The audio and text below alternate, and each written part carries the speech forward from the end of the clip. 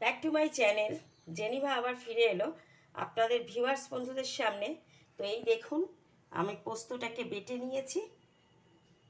এইবার আমি কড়াইতে যে সর্ষের তেল আর সাদা তেল মিশিয়ে রেখেছিলাম সেইটাকে দিলাম। লঙ্কাটা শুকনো লঙ্কাটা ফাটিয়ে দিলাম,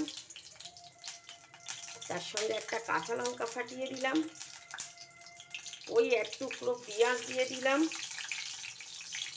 1/4 এক অংশ যে কেটে রেখেছিলাম কুচো করে সেইটা আমি দিয়ে দিলাম।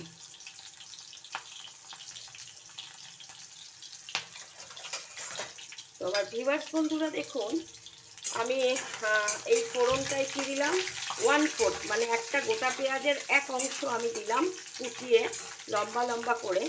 আর 1 চা চামচ বা হ্যাঁ 1 চা চামচ কালো জিরে দেবেন। আর একটা শুকনো লঙ্কা ফাটিয়ে দিলাম, একটা কাঁচা লঙ্কা ফাটিয়ে। এবার আসুন, আমি আলুটা আগে শক্ত বলে আলুটাকে ভেজে নেব। আলুটা কিছুক্ষণ ভাজার পরে ডাঁটাটা দেব। ডাঁটা খুব নরম, ডাঁটা অবশ্যই আপনারা পরে দেবেন। আর 2 টিস্পুন বা 1.5 চা চামচ নুন দিয়ে দিলাম। ওতে একটু নুন লাগে, নাহলে ভালো লাগবে না। ডাঁটা পড়েও গেছে, তো যাক আলুর সঙ্গে দিয়ে দিলাম, কারণ এগুলো বেশি ভাজা হবে না। গরমের সবজি তো, গরমের সবজি বেশি ভাজলে একদম, আমি আগেই বলেছি, গ্রিন ভেজিটেবল বেশি ভাজলে তার স্বাদ চলে যায়।